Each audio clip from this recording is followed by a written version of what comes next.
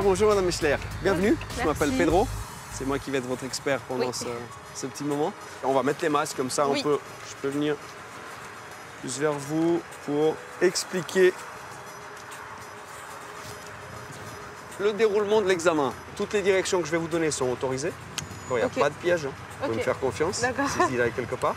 Après des mois de conduite accompagnée, c'est le grand jour de l'examen. À Nyon, Oriane Béchler, 19 ans, n'a pas attendu bien longtemps pour tenter de passer son permis de conduire.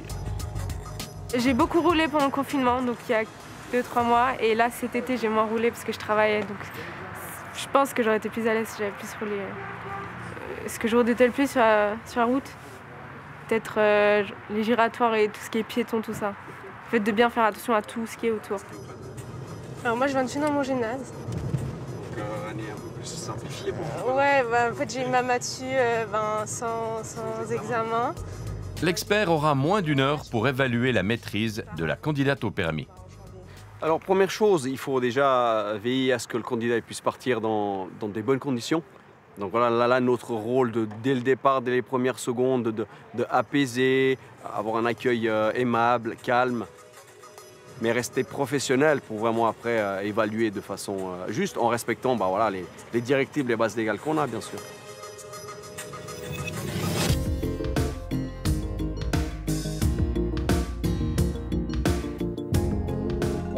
Je vais vous laisser prendre place. Dans le canton de Neuchâtel, c'est Émilienne aujourd'hui qui passe son examen.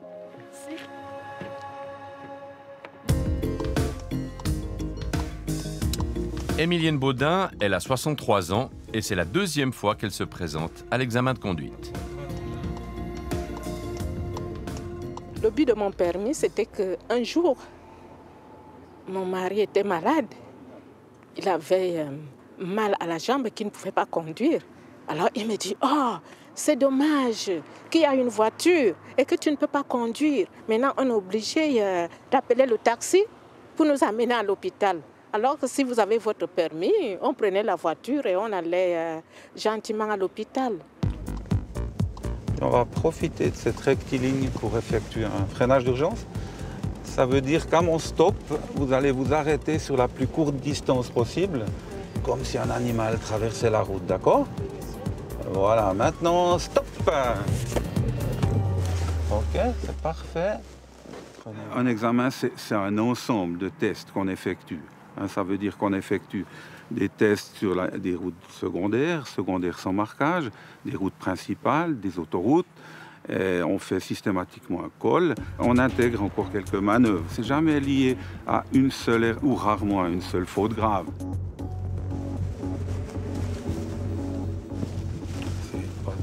Rester sur la route, hein, sans monter sur les trottoirs.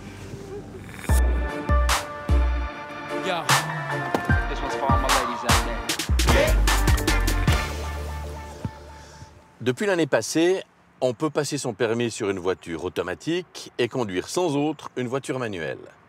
Avec quelles conséquences sur nos routes? C'est une des questions qu'on s'est posées dans ce reportage. Nous avons déjà subi ici, dans le cadre de la formation des chauffeurs poids lourds, ce changement. On l'a redouté aussi pendant quelques mois et on s'est vite aperçu que ça n'a pas posé de difficultés. Alors automatique, plus facile à conduire, plus facile à enseigner? C'est plus facile, oui. En termes de maîtrise de l'embrayage, il n'y en a pas. Mais par contre, la conduite d'une voiture automatique n'enlève pas la difficulté de l'apprentissage, de la circulation, qui est le gros morceau de la formation. Ce qu'on a constaté, c'est le nombre de personnes qui viennent aujourd'hui passer leur examen avec une voiture automatique, puisqu'avant on avait à peu près 10 à 15% et aujourd'hui on est à 75% de candidats en automatique.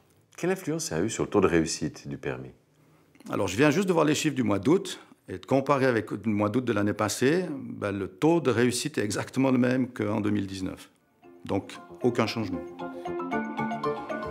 Pour passer son permis de conduire en Suisse, l'élève conducteur doit se lancer dans un véritable gymkhana, puisqu'il faut passer un test de la vue, suivre un cours de premier secours, demander un permis d'élève conducteur, maîtriser les règles de circulation et passer l'examen théorique, suivre un cours d'initiation à la conduite et enfin passer l'examen pratique pour obtenir un permis provisoire pendant 3 ans.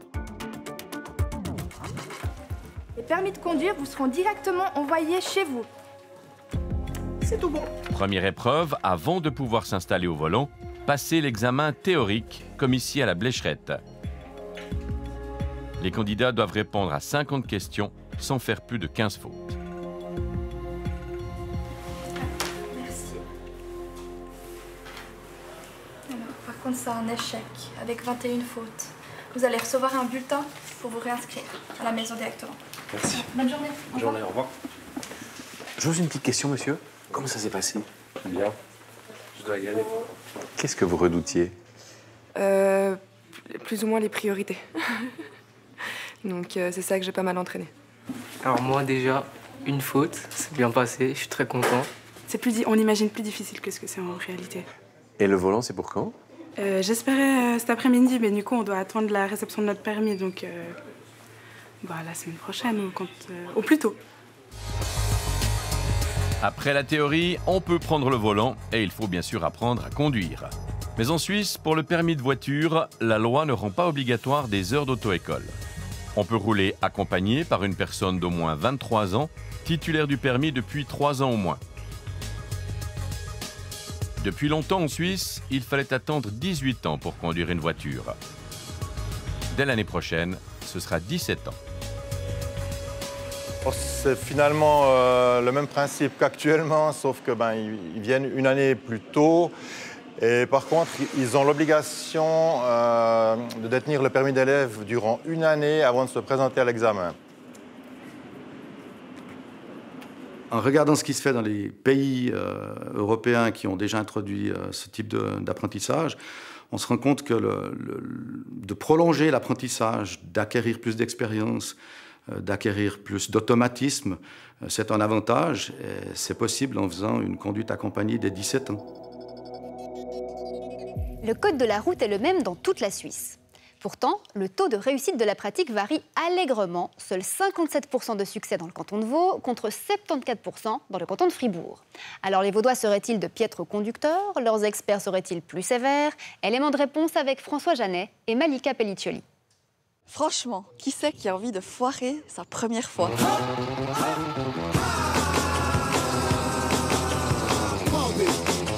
Alors, j'ai réussi? Non mais, vous êtes sérieuse? Quoi? Est-ce que vous saviez que le canton de Neuchâtel, c'est quand même le canton où il y a le plus de taux d'échec à l'examen du permis de conduire? C'est souvent le cas, mais l'année passée, en fait, c'était le canton de Vaud qui affichait un taux de réussite de 57% à l'examen pratique, juste devant Neuchâtel et le Jura à 58,5%.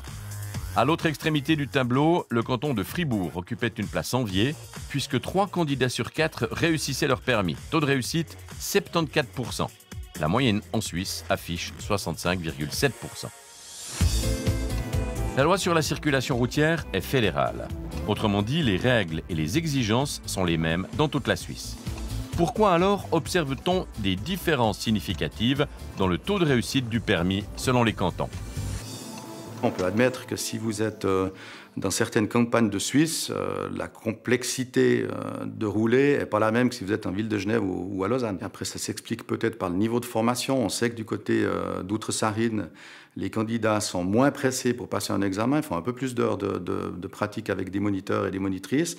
Chez nous, on est un petit peu plus pressés pour passer le permis. Je dirais la formation des candidats est certainement moins performante que du côté de la Suisse allemande. C'est 2 roues. Non, c'est 2 roues. Neuchâtel, on est un canton urbain. Plus de la moitié de la population habite dans les villes. Après, il y a aussi une question de pouvoir d'achat. C'est vrai que je pense que beaucoup de gens ont envie de faire de l'auto-école suffisamment, mais pas forcément les moyens. Les tentatives pour passer son permis sont limitées. On peut se présenter 4 fois à l'examen pratique, mais après 3 échecs, attention au psy. Cela dit, dans certains cantons, aujourd'hui, on peut passer le test d'aptitude au service des autos avant de voir finalement un psychologue, ce qui coûterait plus cher. Nous, on évalue plusieurs facultés, ce qui est utile à la conduite automobile, notamment l'attention, ça peut être la concentration, la vision globale, la perception, tout ce qu'on va utiliser en conduite. Ces tests ils sont prévus pour répondre rapidement aux bonnes réponses. puisqu'en conduite, il faut prendre la bonne décision au bon moment. Et ce test calcule exactement ces facultés. J'ai essayé. Le test demande une bonne concentration, mais ceux qui échouent ici sont rares. On a des gens qui sont précipités à l'examen pratique, qui ont toutes les facultés nécessaires pour conduire et qui reconnaissent qu'ils ont manqué de formation. Ils sont venus une fois à l'examen pour essayer, ils n'étaient pas préparés. La deuxième fois, ils sont préparés, ils ont quand même échoué, et ainsi de suite. Et on arrive facilement au troisième si on grille nos jokers avant. Pour les personnes qui ratent le test d'aptitude, reste une ultime possibilité de passer l'examen. Mais pour cela, il faut avoir vu un psychologue du trafic qui aura donné son feu vert. Déjà, commencez toujours à apprendre à conduire avec un moniteur professionnel qui va vous inculquer les bons gestes, parce que les conseils de votre oncle à moitié aveugle qui a passé son permis en 1827, franchement, ça laisse à désirer. Pour ne pas foirer sa première fois, il faut pratiquer beaucoup. Parcourir 2 à 3 000 km, autrement dit, prendre le volant aussi souvent que possible. L'idée, c'est se former avec un moniteur qui donne les bons conseils, les bons trucs, et puis après d'appliquer ces choses avec un accompagnant. L'expérience compte énormément et il faut la vivre. Alors, ok, restez à l'extérieur. Les moniteurs d'auto-école suivent une formation en cours d'emploi. 2 journées par semaine pendant 2 ans avant le brevet fédéral. Le parcours des professionnels est exigeant et coûteux.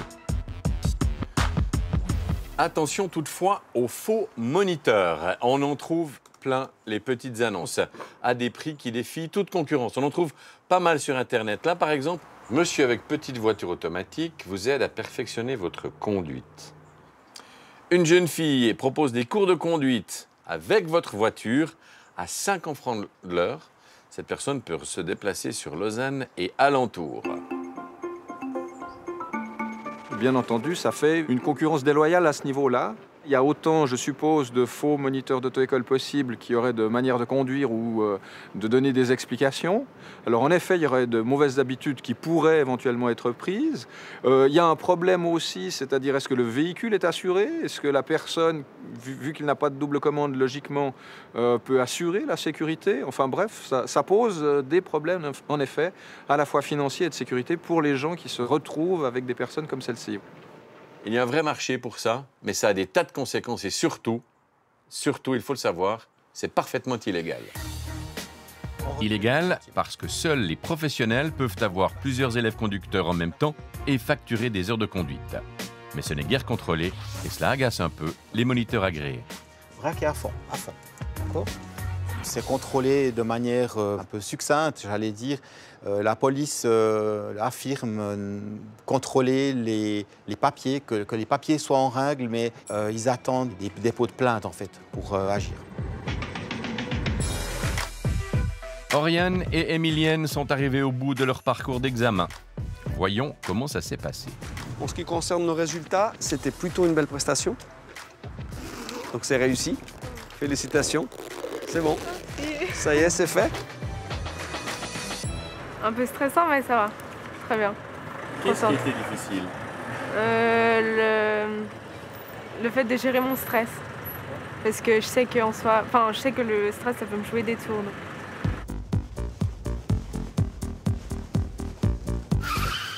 On va être obligé de le laisser aller, ça. Hein? Voilà, comme ça, je suis d'accord.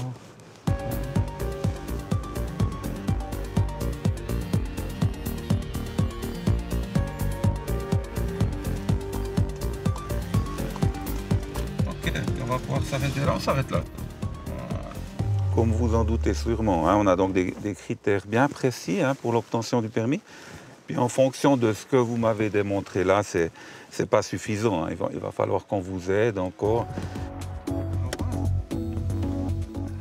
Pas trop déçu, mais je sais que je fais de mon mieux. J'ai bien conduit, mais il y a eu des moments où ça ne joue pas toujours.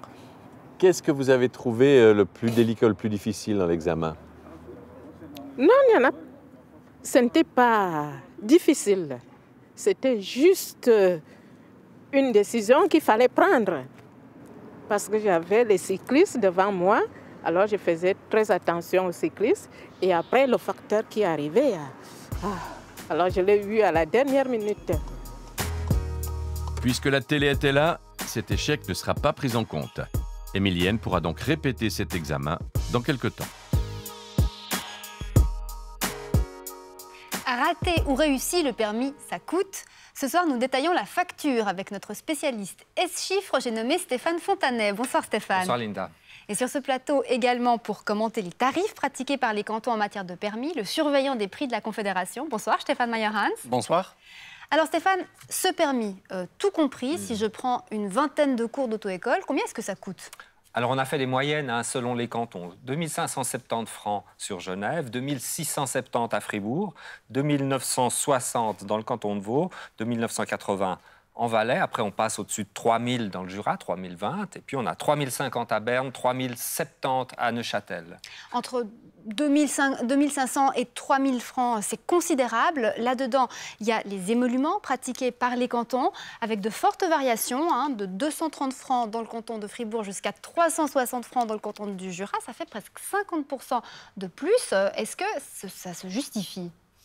Alors, il y a des justifications qui sont avancées par les cantons, mais finalement, c'est la même chose que le citoyen reçoit. Et je pense qu'il faut se poser la question et se comparer un peu qu'est-ce qui est l'efficience des cantons. Ouais, donc, pas vraiment de bons arguments du côté des cantons. En dehors des émoluments, il y a d'autres dépenses obligatoires. Par exemple, le cours de premier secours. Là, on est dans quelle fourchette ? Alors, par exemple, les cours de premier secours, c'est un sondage qu'on a fait en mars. Les tarifs vont de 70 et 150 francs selon les prestataires auxquels vous faites appel. Et le contrôle de la vue ? Ça dépend. Bien sûr, on parle d'un contrôle chez un opticien, pas chez un ophtalmologue. 20 francs, mais vous pouvez le trouver à moitié prix aussi. Le cours dit 2 phases, réservé aux jeunes conducteurs, dont on parlera en détail après. Là, ça va chercher dans les combien ? 290 à 420 francs. Et là, il faut faire marcher la concurrence parce que vous pouvez trouver des tarifs différents. Et puis, enfin, les fameux cours d'auto-école qui ne sont pas obligatoires, ceux-ci. 75 à 120 francs. Attention, tous les cours n'ont pas la même durée. Ça va de 45-50 minutes à 1 heure. Et on mettra sur notre site abe.ch les listes cantonales des moniteurs et monitrices d'auto-école. Dernière question, Stéphane. Si j'ai envie de faire mon permis dans un autre canton ? Alors, c'est possible, mais il faut avoir une bonne raison. Il faut être étudiant dans un autre canton ou travailler dans un autre canton et ne pas avoir la possibilité de le faire sur place. Mais bien sûr, il y a des frais. Merci Stéphane. Stéphane Mayer-Hans, vous restez avec nous. On se retrouve dans quelques minutes pour parler en détail des frais administratifs liés à l'automobile. Une fois leur permis en poche, les jeunes conducteurs doivent encore suivre une journée de cours obligatoire. C'est le principe du cours 2 phases. Au menu, gestion de l'inattention et distance de sécurité. Bilan positif, la mesure a fait baisser le taux d'accident. Si tu fais un freinage d'urgence, tu feras un freinage d'urgence. Pour autant que tu me gardes cette distance de sécurité. Temps de réaction, distance de freinage, ça vous dit quelque chose ? Au centre de formation routière à Savigny, les jeunes détenteurs de permis suivent leur cours 2 phases. Réduit désormais à une seule journée, cette formation obligatoire est essentiellement pratique. Alors, durant ces cours 2 phases, on a repris les causes d'accident. Et avec ces causes d'accident, on a créé un programme. Causes d'accident, principalement les distances de sécurité, l'inattention. Donc, on a plusieurs exercices pratiques où les élèves sont mis en situation réelle. Vous allez attendre au cône rouge là-bas et c'est moi qui vous donne l'ordre de départ. Alors, j'attends, vous pouvez y aller. Augmenter le niveau technique des gens, c'est une bonne chose, mais c'est augmenter le bon comportement en conduite automobile qui améliore d'une manière significative les statistiques accidents. Il y avait une statistique assez ahurissante qui avait été faite au niveau européen en disant, voilà, les gens qui font faire un cours de perfectionnement sur le circuit, qu'est-ce que ça donne ? Eh bien, ces gens-là font plus d'accidents que les autres. Donc, en fait, ils se perfectionnent et ils deviennent moins bons. Alors, comment ? C'est tout simple, c'est la surestimation qu'on peut avoir. Et tout d'un coup, au niveau du comportement, si ça ne suit pas, plutôt que d'être une bonne chose, ça se retourne contre vous. Lorsque les gens passent un permis de conduire, eh bien, les premières semaines ou les premiers mois, ils font encore très attention. Et puis après, les gens prennent une certaine habitude, voient que ça fonctionne. Et lorsqu'ils testent les limites, on s'apercevait que dans les statistiques accidents, plus des 3/4 de la population faisait un accident dans les 3 années qui suivent le permis de conduire. Ces 3 ans de permis à l'essai ont singulièrement amélioré le comportement des jeunes conducteurs et porter des fruits. On ne se rend pas très compte à quel point on doit bien garder la distance de sécurité entre chaque véhicule et c'est à chaque fois beaucoup plus long que ce qu'on s'attend pour freiner. Sur l'exercice du ballon, par exemple, ouais, c'est impressionnant. On se dirait pas que...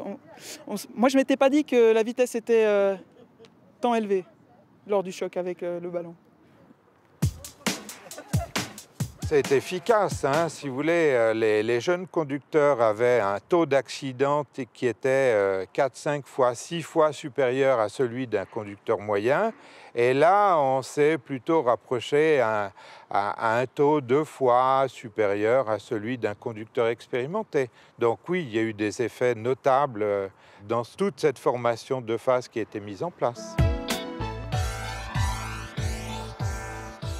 Le cours de phase, l'une des dernières innovations dans un domaine toujours plus encadré. Il n'y a pas si longtemps, on pouvait faire tranquillement un virage à 180 degrés sur l'autoroute. Vous allez voir, les images sont édifiantes. Petite virée dans les archives du permis de conduire avec Malik Melli. 1963, une ambulance qui fonce dans les rues de Genève. Un scooter vient de renverser une malheureuse piétonne.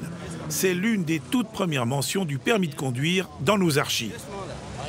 J'ai freiné, bien sûr, mais c'était trop tard. Je n'ai pas tapé fort, c'est pour ça, vous voyez. Manque de peau, c'est pour un retrait. Question de votre permis de conduire, vous savez que les piétons qui sont heurtés sur un passage de sécurité, ces passages-là sont sacrés, alors votre permis est retiré. Ça vous sera confirmé par le bureau des autos. Vous avez peur? Oh, Pourtant, à l'époque, il y avait de quoi avoir peur, juste en traversant une route.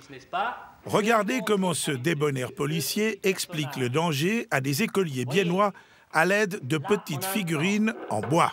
Je vais vous montrer le mauvais exemple. André, il est pressé. Voyez, il court sur le trottoir, il court là.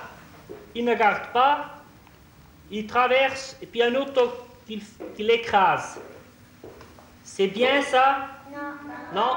Ah ben non, surtout sur un passage piéton. Comme pour les enfants, des démonstrations pratiques sont également très instructives, nécessaires et devraient même être encouragées pour les vieillards qui n'ont profité d'aucune instruction durant leur scolarité.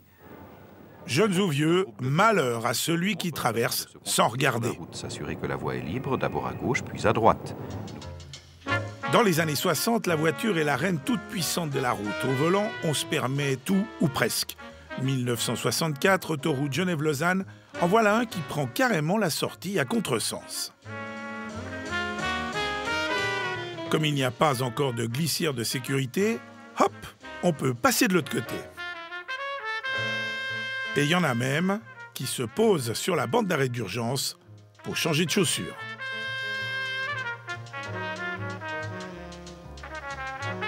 En ville, la chasse aux piétons est ouverte toute l'année. Genève, 1963. Pour réguler un peu ce chaos routier, on mise sur la pédagogie. Même la TV romande s'y met avec une émission sur les règles de circulation. Sortilège de la route et son générique furieusement 60s. Le code de la route expliqué par l'exemple, même pour les cyclistes. Eh bien, il faut qu'ils se souviennent bien qu'une bande leur est réservée, mais à droite, et qu'ils doivent attendre le feu vert derrière la ligne. Oui, parfait, derrière. Bref, on peut bûcher son permis de conduire sans bouger de son fauteuil. À propos de respect, n'oubliez pas le piéton, que vous êtes d'ailleurs tous à vos heures. S'il est déjà engagé sur la portion de passage qui vous fait face, soyez toujours en mesure de freiner, de vous arrêter. Le coup de chapeau est d'ailleurs facultatif. Évidemment, plus la circulation augmente, plus le permis devient complexe. 1966, petite révolution, on passe désormais 2 permis, un théorique puis un pratique.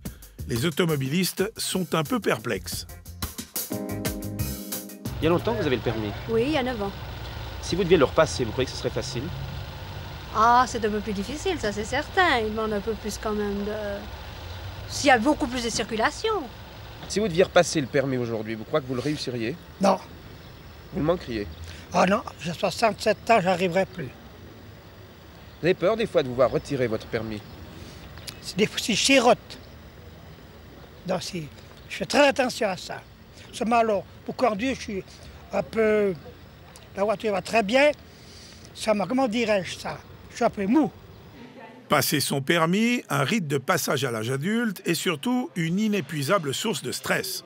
Pour beaucoup, le permis de conduire reste à l'âge de raison une épreuve redoutable, faite de sueur et d'angoisse. Est-ce que vous voyez au tableau la deuxième ligne? Oui. Sans lunettes. Sans lunettes, parfaitement, Alors, oui. vous bouchez un œil. Petit détail, en 1975 à Genève, l'examen des yeux se faisait carrément derrière le guichet du bureau des autos. Ça. Donc à la lumière rouge, j'appuie avec le pied droit et je relève, et à la lumière verte, le contraire, avec le pied gauche. C'est ça.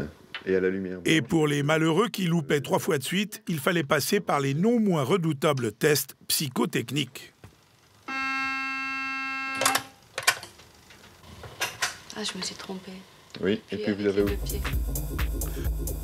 Le permis de conduire, c'est une succession quasiment ininterrompue de changements de règlement et d'innovations technologiques. 1998, Fribourg, première Suisse, on peut passer la théorie sur ordinateur. J'ai bien aimé faire ça avec l'informatique. J'ai trouvé que c'était très pratique. On peut voir le temps qui nous reste, le nombre de questions, si on a oublié quelque chose. Au tournant du millénaire, une autre idée originale, en Valais cette fois, l'auto-école nomade. Les cours ont lieu dans un autobus. Et si demain... En 2009, autre nouveauté testée en Allemagne, le cours de conduite carrément virtuel. Pour les jeunes conducteurs, on insiste sur le rapport entre la distance et la vitesse.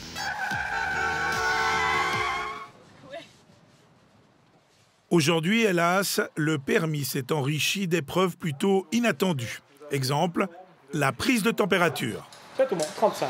Covid oblige, désinfection du volant, masque, autant d'innovations dont on se serait bien passé. On passe devant le bâtiment et on s'engage dans le giratoire. Elle a vécu à peu près tous les changements du code de la route. À 98 ans, Anita savoure la liberté de rouler seule, même si dès 75 ans, la condition pour garder le volant, ce sont des contrôles médicaux réguliers. Portrait d'une super mamie, folle de voiture. Anita a passé son permis le 1er octobre 1963. Depuis cette date-là, contrairement à ses amis, elle n'a jamais cessé de conduire. Mes amis, quand tout le monde est arrivé à la retraite, ils m'ont dit « Oh, mais tu as de la chance, tu as toujours ton auto, tandis que nous, maintenant, on n'a plus qu'une auto. Et puis c'est toujours mon mari qui conduit. » Les souvenirs d'Anita remontent bien avant son permis de conduire. Elle avait 3 ans, en 1925, quand son papa est parti à Genève acheter sa première voiture. Et c'est mon père qui est revenu de Genève avec l'automobile. Puis il n'y avait personne pour lui apprendre, alors bien sûr. Et alors à ce moment-là, il lui a dit bah, tu fais le tour du village, tu vas un petit bout plus loin. Puis la semaine suivante, il allait passer son permis. Puis alors, on le regarde arriver. Et puis l'expert lui dit est-ce que vous savez mettre la marche arrière? Puis mon père met la marche arrière, il recule un petit bout, puis il dit « Oh, mais c'est bon, je viens prendre votre permis. » Pour rouler, Anita passe régulièrement chez son médecin afin d'attester qu'elle conduit sans difficulté.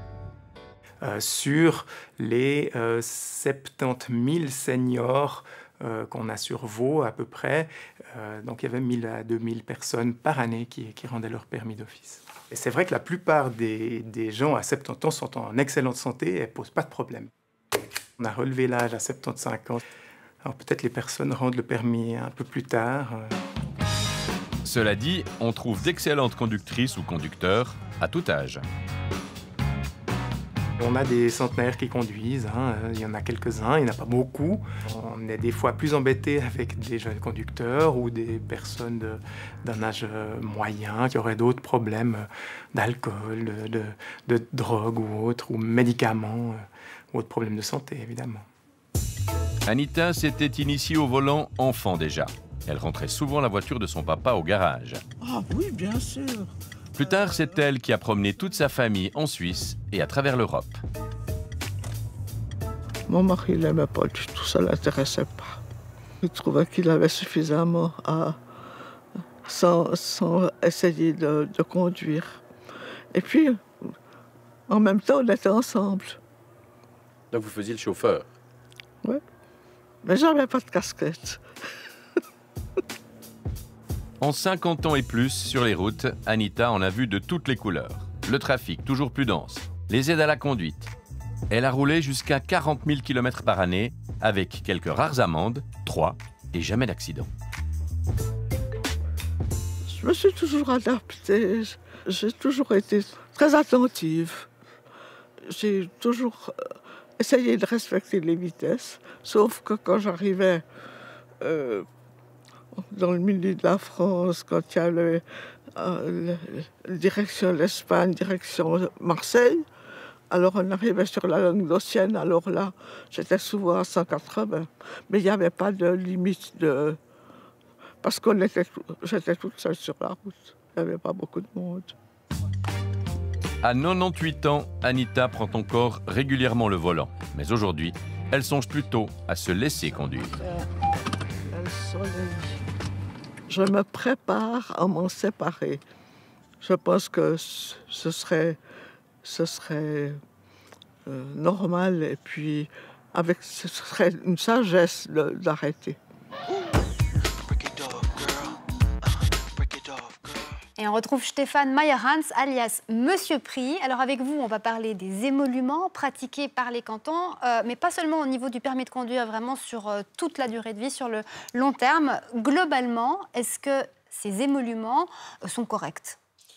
Alors, moi, je constate qu'il y a eu quand même des fortes variations. Il y a relativement des grandes différences entre les cantons. Et puis, évidemment, il y a quand même une tendance de couvrir plus que les coûts, donc de faire des bénéfices avec ce genre d'émoluments. Et ça, c'est un problème. C'est un problème parce que le principe, c'est qu'effectivement, les émoluments doivent couvrir les frais, mais pas plus. Vous nous avez fourni un graphique avec un indice qui montre que le taux de couverture était très élevé en 2017. Dernier chiffre à disposition. Ça veut dire quoi? Les cantons se sucrent sur le dos des automobilistes? C'est tout simplement ça, en fait. Ils font des bénéfices avec des prestations qui sont obligatoires. On n'a pas le choix. On est un client captif, si vous voulez. Vous ne pouvez pas choisir où vous voulez vous faire enregistrer votre voiture. Et donc, ça, c'est un problème. C'est aussi pour ça que je me suis tourné vers les cantons qui font justement des bénéfices dans ce domaine. Alors justement, côté roman, les mauvais élèves, c'était en particulier Genève et le canton du Valais, mais ces chiffres, ils datent un petit peu. Est-ce que la situation, elle a évolué ? Alors, et Genève, mais aussi très récemment, le canton du Valais ont annoncé, sur Genève déjà fait, sur Valais, c'est une annonce de vouloir baisser les coûts et les prix aussi. Et ça, c'est quelque chose qui me réjouit beaucoup parce que visiblement, on a vu qu'il ne fallait pas faire des bénéfices dans ce domaine. Le canton du Valais, justement, vous le dites, c'est tout neuf. Ils vont baisser de combien, à partir de quand ? Alors, la planification est de baisser de 5% à partir de 2022. Mais il faut encore que ça passe le moulin des décisions et finalement aussi politiques. Mais ça, c'est la planification telle qu'elle m'a été annoncée par le gouvernement valaisan. Mais d'où vient le problème, finalement? Pourquoi est-ce que ces tarifs sont trop élevés dans certains cantons? Je crois que d'un côté, les cantons sont très prudents dans leur planification. Donc, ils mettent des réserves où il ne faut peut-être pas mettre tellement de réserves. D'un autre côté, il y a eu pas mal de progrès aussi dans le domaine de l'informatique. Aujourd'hui, les procédures administratives se font beaucoup plus facilement et des fois aussi beaucoup plus moins onéreux. Et je crois que là, il faut toujours veiller à garder le rythme de répercuter ces gains en efficience et efficacité aussi aux citoyens. Et c'est justement là, je pense qu'il y a que les cantons, certains cantons ont cumulé un peu un retard. Donc finalement, les cantons deviennent plus efficaces, mais cette efficacité, le citoyen n'en profite pas. Et c'est justement là où il faut pointer le doigt et aussi rendre la sonde d'alerte. C'est pour ça que je me réjouis que maintenant, notamment le Valais, va réagir. C'est un développement qui va vraiment dans la bonne direction. Merci beaucoup Stéphane Meyerhans et très bon retour chez vous du côté de Berne. Merci. Donner la vie, moment de grâce et de félicité. Universel, évidemment, ça n'a pas de prix. Et pourtant, 2 téléspectatrices ont reçu des factures salées après leur accouchement. Des factures non prises en charge par les assurances. Le reportage de Muriel Siki. Ce beau bébé s'appelle Alexia. Elle fait le bonheur de sa grande sœur et de ses parents, Laura et Adrien Tinguy. Mais la naissance d'Alexia a coûté cher. Elle est venue au monde à 7h17 le 4 décembre 2019, après un accouchement tout à fait normal. Mais 1 heure après la naissance, Laura Tinguely ne se sent pas bien. J'ai pu la prendre contre moi et tout ça, c'était toujours des moments un peu privilégiés. Et ensuite, je sais pas trop, environ au bout de 30 minutes, je pense, tout d'un coup, je me suis sentie pas bien. Et là, j'ai dit, il faut qu'on me la reprenne. Et à ce moment-là, j'ai commencé un peu à voir les étoiles et tout ça. Et après, quand la gynécologue est revenue, comme j'ai compris, c'était pour voir s'il fallait me faire un curetage ou pas. Et là, elle a dit que non, c'était pas nécessaire. De retour à la maison, elle a des hémorragies qu'elle estime être normales après un accouchement. Mi-janvier, elle va chez sa gynécologue pour son contrôle postpartum. Il a lieu 45 jours après son accouchement. Elle me dit qu'en effet, il y a encore un morceau de placenta à l'intérieur de la poche utérine et que du coup, c'est là qu'on envisage de faire un curetage. Mais à ce moment-là, j'ai 3 possibilités, si on veut bien. La première, c'est soit on fixe la date du curetage. La deuxième, c'est soit je prends un médicament pendant lequel j'aurai de fortes contractions. Ça ne me parlait pas. Et la dernière, c'était d'attendre un peu, de se dire que la nature est bien faite et puis que ça allait peut-être s'en aller tout seul. Mais ce n'est pas le cas. 11 jours plus tard, soit 56 jours après la naissance, la décision est prise de lui faire un curetage. L'opération a lieu le 3 février 2020, 61 jours après son accouchement. 3 mois plus tard, c'est le choc. Elle reçoit une facture de 1 079,65 francs pour son opération qui n'a pas été prise en charge par l'assurance. Personnellement, je pensais qu'à partir du moment que c'était lié à la grossesse, surtout que c'est pas quelque chose qui a surgi après 2 mois, c'était quelque chose qui était déjà connu. En tout cas, depuis 6 semaines, on avait mis un nom là-dessus. Je me suis jamais posé la question. Pour moi, c'était normal que l'assurance rembourse parce que c'était vraiment lié à la grossesse et non pas à autre chose. Elle contacte son assurance Visana qui lui répond: Les soins que vous avez reçus ne font pas partie des soins de maternité au regard de la loi. De ce fait, cette facture a été traitée en maladie. Les 56 jours après votre accouchement ayant été dépassés, cette facture est soumise à la franchise et à la quote-part. Laura Tinguely, sans le savoir, avait dépassé ce délai de 5 jours.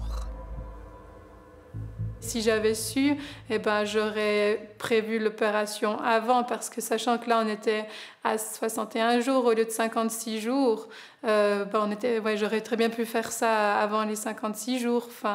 C'est vrai que j'aurais apprécié à un moment donné juste qu'on m'avertisse des délais ou qu'on me dise « Attention, si jamais vous voulez que l'assurance prenne en charge », simplement de me le mentionner qu'il y a un délai et après j'aurais pu me renseigner. Mais c'est vrai qu'à ce moment-là, j'ai pas du tout pensé à ça. Et après, on a aussi assez de choses à gérer à côté sans encore se soucier de ça. Un manque d'information qui a coûté plus de 1 000 francs à Laure et Adrien Tinguely. Une autre naissance qui a également coûté cher à ses parents, c'est celle d'Aloïs. Il est né à Terme le 6 avril 2020, une naissance digne d'un blockbuster hollywoodien. Marjorie commence à avoir des contractions à 7 h du matin. Lorsqu'elle les ressent toutes les 11 minutes, elle appelle la maternité. La maternité m'a demandé d'attendre que les contractions se rapprochent. Donc j'ai attendu qu'elles se rapprochent, mais elles ne se sont jamais rapprochées.